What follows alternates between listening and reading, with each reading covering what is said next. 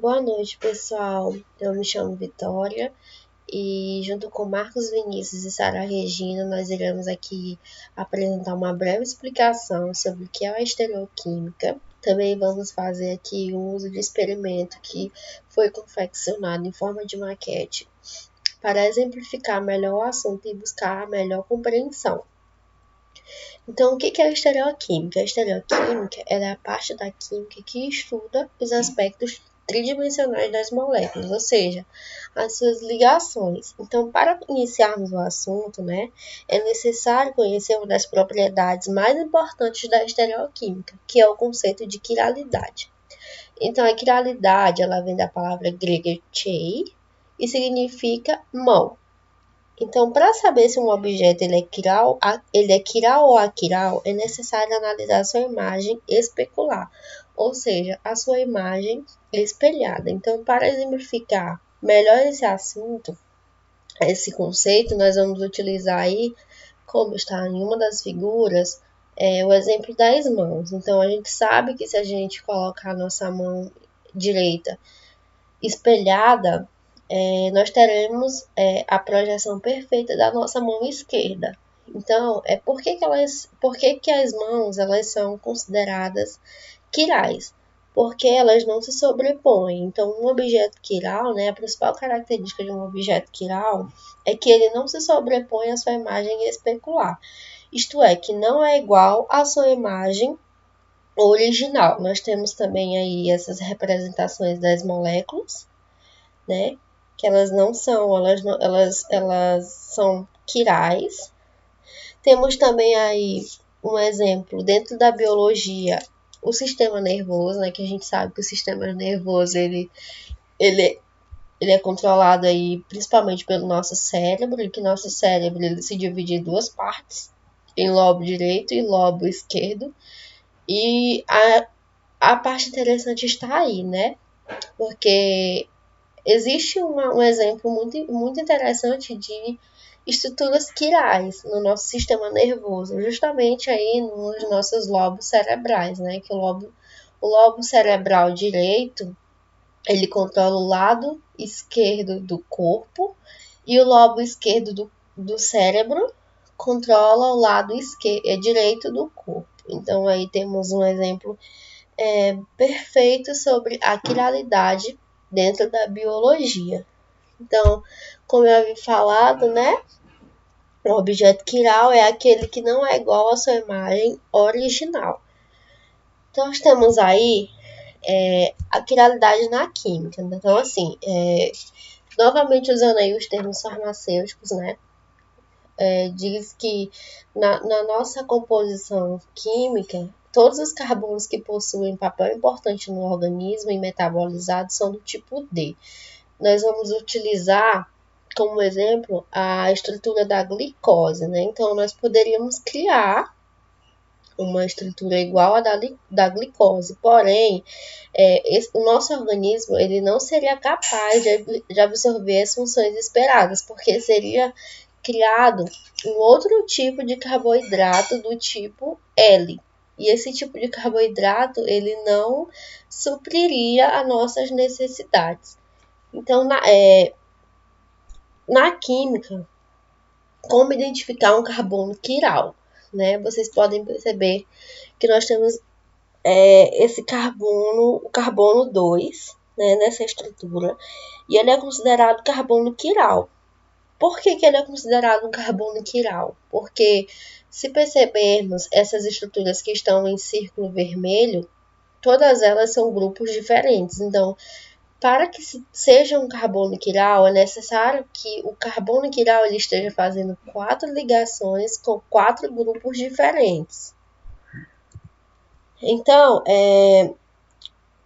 a gente também identifica um carbono quiral através do estereoisômeros, que são isômeros ou moléculas com partes iguais que não se diferem pela sua constituição ou ligação.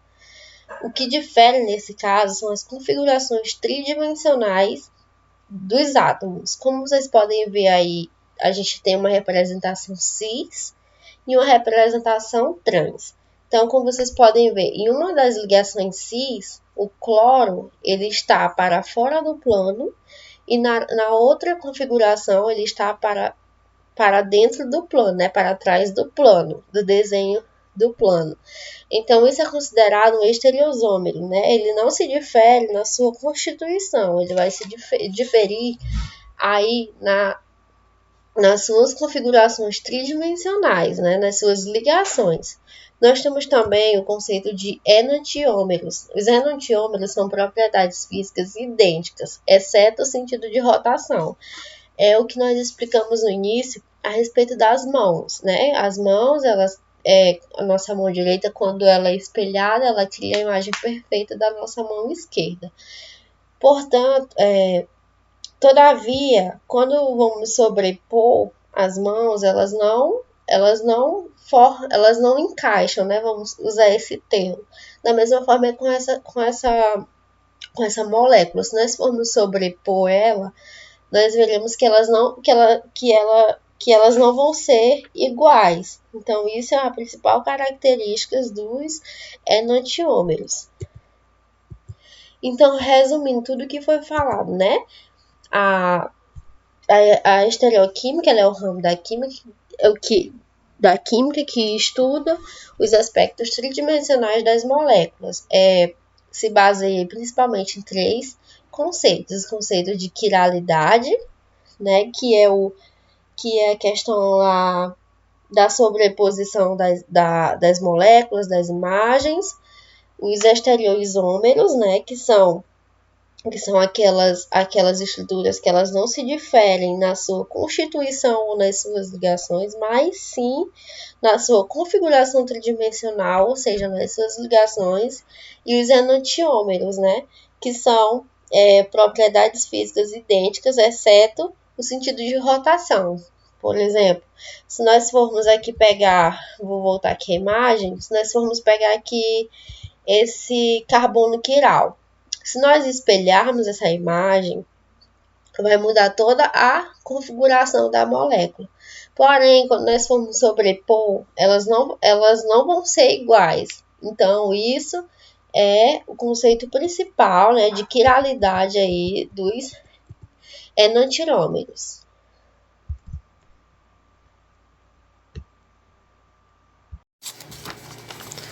Bom, olá a todos, eu sou o Márcio Vinícius, eu vou falar um pouco sobre estereosômeros de um carbono assimétrico, com um carbono assimétrico no caso. Bom, a definição deles é que eles são aqueles que estão ligados a 4 substituintes diferentes, ou seja, quatro ligações ou ligantes diferentes. E com a presença desse carbono, nos é indicado que o conjunto, ou composto no caso, apresentará uma espécie ou algum tipo de estereoisomeria chamada isomeria óptica. Bom, essa isomeria óptica, falando assim uma definição rasa, seria uma espécie de espelho, onde só é possível em moléculas assimétricas, ou seja, moléculas que possuem o carbono quiral, no caso. Agora falando um pouco de exemplos e levando em conta os estudos de Lebel e Von Hoff, que mostram que se um carbono assimétrico com 4 ligações, né, 4 grupos, tendo 4 ligações, 4 grupos, eles poderão se arranjar-se em torno do mesmo, de 2 maneiras distintas. E as moléculas resultantes seriam imagens especuladas umas das outras, ou seja, espelhadas, né? Tendo em vista isso, a gente pode ver aqui o exemplo do ácido lático aqui, ó, na isomeria óptica, viu? Que mesmo sendo basicamente a mesma coisa, só muda o sentido. Bom, e agora eu vou falar um pouco dos conceitos básicos relacionados a representações dos enantiômetros e as especificações e sobre a especificação da configuração absoluta. Primeiro, as representações.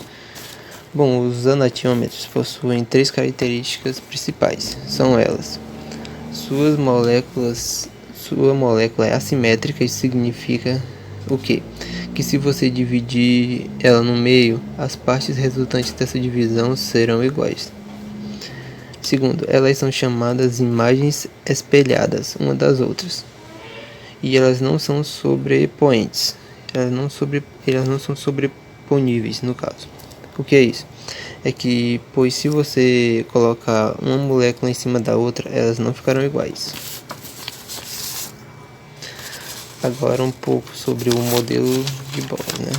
Não ainda, falta falar ainda aqui das especificações das configurações absolutas. Bom, pode-se usar de duas formas ou convicções, né? Primeiramente para esse determinado assunto. Bom, a primeira é através da conversão do D para L, que se relaciona à estrutura da molécula com uma outra molécula de referência. Ou o segundo é para compostos como açúcares ou seus semelhantes, que usamos nesse caso a fórmula da dextrogena da gliceraldeída, viu? Bom, e sobre o modelo de bolas, agora eu vou explicar o passo a passo de como foi feito, o resultado final e as imagens especulares, viu? Que a gente alcançou com esse modelo. Bom, continuando com a explicação, eu vou agora dar início de como foi o passo a passo, o resultado final e o que era para ser o nosso modelo de bola, né? Bom, a gente usou o modelo inspirado no anatiômeros, né, como foi falado antes. E agora a gente vai das etapas de criação dele. Bom, como pode ver, primeiro a gente usou o carbono, depois a gente conectou o bromo na parte inferior do carbono. Logo após a gente conectou o flúor na parte superior.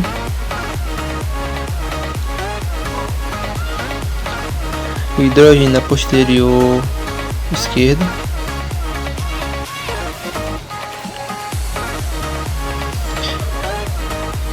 E a molécula de cloro na superior direita. Bom, esse foi a reação final e aqui está o modelo de como era para ser. Vemos que tem aí a nossa famosa isomeria óptica, né? Temos aí os dois. Mesmo que posamos um em cima do outro, eles não ficariam iguais, né? Mesmo sendo. Então, e os materiais usados foram as bolas de isopores e os palitos de churrasco e tinta para diferenciar cada elemento. Bom, esse foi o nosso trabalho e agradeço a todos por assistirem. Boa noite a todos. Darei continuidade ao tema estereoisômeros com mais de um carbono assimétrico. Para entendermos melhor, vamos começar por o que é isômeros. Isômeros são compostos diferentes que apresentam a mesma fórmula molecular.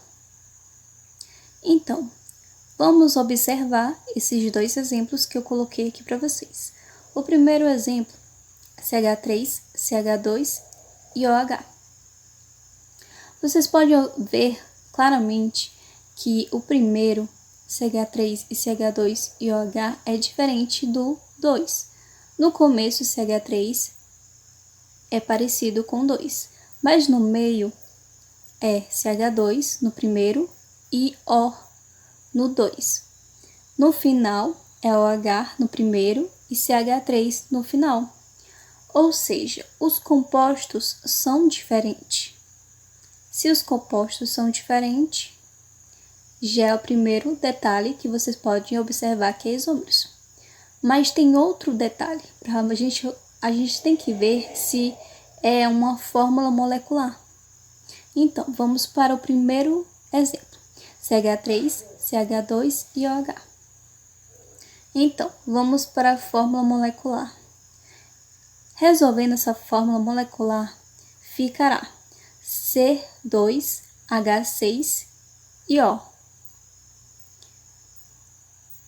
Vamos resolver agora do segundo. O segundo ficará Ce2H6O, ou seja, as duas formas moleculares desses dois são iguais. Portanto, também é outro termo que a gente pode identificar como isômeros, porque se falo que os compostos têm que ser diferentes, claramente a gente vê que são diferentes os dois, né? Mas se a gente for olhar pela fórmula molecular, os dois são iguais. Tanto o primeiro é C2H6O, quanto o segundo, que é C2H6O. São iguais à forma molecular. Então, gente, isso que a gente chama de isômeros. O conceito de isômeros pode ser chamado de isômeros. Essa palavra é grega. Então, isômeros significa partes iguais, né? Então, as fórmulas moleculares dos dois são iguais e, portanto, são isômeros. Vou abordar com vocês sobre a divisão dos asterosômeros. É dividido em dois, enantiômeros e diasterosômeros. Então, o que é enantiômeros? São imagens especulares não sobreponíveis entre si, porque se for sobreponíveis, os compostos serão os mesmos. Então, se colocarmos um espelho entre os dois, podemos observar que o CH3 estão na mesma posição, né? E o Cl também estão na mesma posição. Mas podemos observar que HO e HO dos dois lados foram truncados por causa do espelho. Se colocamos o C de carbono no centro dos dois, podemos observar que a conectividade deles são os mesmos. Podemos observar que todos estão ligados ao carbono do centro. Então, podemos observar que a fórmula também é a mesma. E também podemos observar que qual é a diferença, né? A diferença dos dois. Só a orientação do espaço que tem de diferença. Porque se forem imagens, são enantiômeros. Imagens são a semelhança um do outro. Se colocando o espelho no meio, um é a imagem do outro. Essa é como você faz para poder saber se é enantiômeros. É só saber se eles são imagens. E se não são sobreponíveis entre si, né? Então, diasterosômeros. O que é diasterosômeros? São asterosômeros cuja molécula não são imagens especulares entre si. Podemos observar aqui o dupla C, né? 2 carbonos ligado a 2H. E embaixo CH3, mais outra ligação no CH3. Já o outro já é diferente, né? É dupla C, dupla ligação nos 2 carbonos.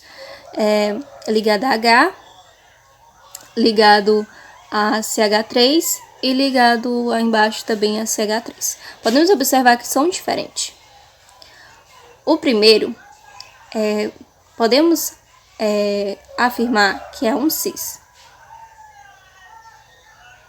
Então, se colocarmos um espelho entre esses dois, podemos observar que a conectividade é a mesma entre eles, porque todos estão ligados a dupla C, a uma dupla ligação no carbono. Então, a conectividade deles são os mesmos. Agora, a orientação do espaço é diferente entre os dois. Quando a gente pode dizer que é um diasterosômeros, quando ele não é imagem. Quando um não é, se colocar um espelho entre eles, um não é a imagem um do outro. Porque se for imagem, é enantiômeros. Se não for imagem, é diasterosômeros. Tem outros exemplos também, né, que se for colocado o espelho, ele não vai trocar de posição como quando tem a imagem, porque podemos observar que no natiômeros, lá o HO e o H trocaram de posição, ou seja, o espelho refletiu e trocou de posição, então é uma imagem, né? Mas há semelhança porque eles não são sobreponíveis, já de asterosômeros eles não são imagens e a conectividade é a mesma. Então podemos chamar esse primeiro de cis e o segundo de trans.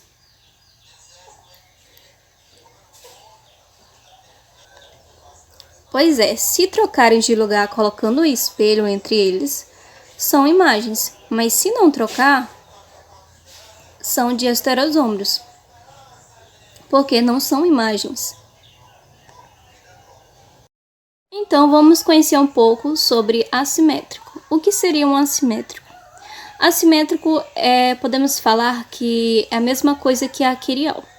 Como vocês podem observar, a nossa colega Vitória falou também um pouquinho sobre a quirial, né?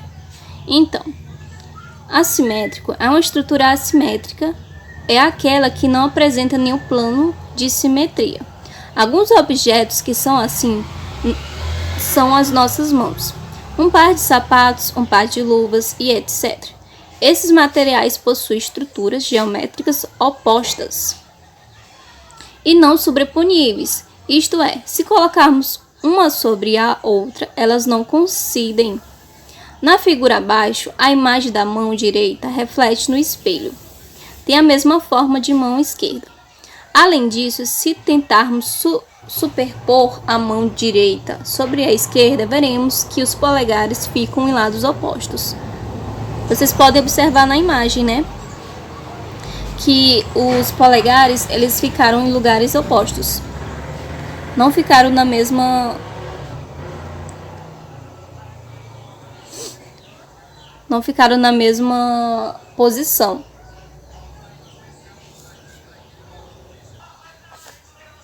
Aqui, com mais de um carbono assimétrico.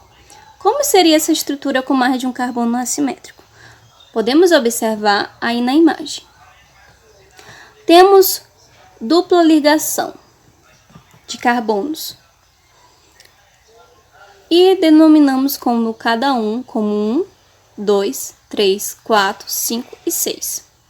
Quando estiver tentando identificar um ou mais carbonos quiriais em uma cadeia aberta, os casos propostos a seguir podem ser considerados pontualmente, já que não podem apresentar 4 ligantes diferentes. Carbono insaturado contém uma ligação dupla ou uma ligação tripla. Carbono com mais de um átomo de hidrogênio, como é o caso dos grupos CH3 e CH2, veja esse exemplo que eu estou mostrando para vocês aí na frente. Perceba que o carbono 1 e 2 e 5 e 6 possuem mais de um hidrogênio, logo não podem ser carbonos quiriais. Os carbonos 3 e 4 são quiriais, pois apresentam 4 ligantes diferentes. Bom, vou mostrar para vocês como essa conversão de Fischer-Rosanoff. Essa designação DIL é conhecida como conversão de Fischer-Rosanoff. Passou então a ser utilizada para descrever carboidratos aminoácidos. No caso de carboidratos, a projeção de Fischer é representada na vertical, com um grupo de CHO no topo. Dessa forma, quando a hidroxila ligada ao carbono assimétrico mais afastada da carbonila estiver para a direita, o isômero será D. Quando estiver para a esquerda, será L, conforme a ilustração a seguir.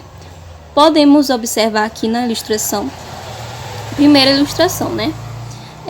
Digamos que essa primeira ilustração, o isômero está ligado à esquerda ou à direita? a primeira ligação.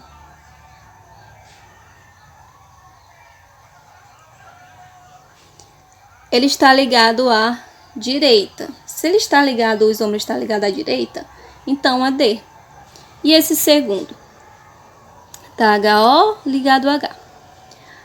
O isômero está ligado à direita ou à esquerda? Podemos observar que ele está ligado à esquerda. Se ele está ligado à esquerda, então é L. E esse terceiro? Ele está ligado à direita ou à esquerda? Podemos observar, que ele está ligado à direita. Então é D. E o último, ele está ligado à direita ou à esquerda? Podemos observar que ele está ligado à esquerda. Então é L. Mas tem outro método também. Não só esse.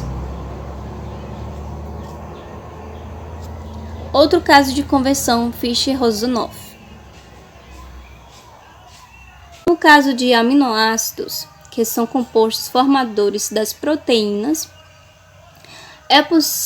possui grupos, CO, OH e NH2.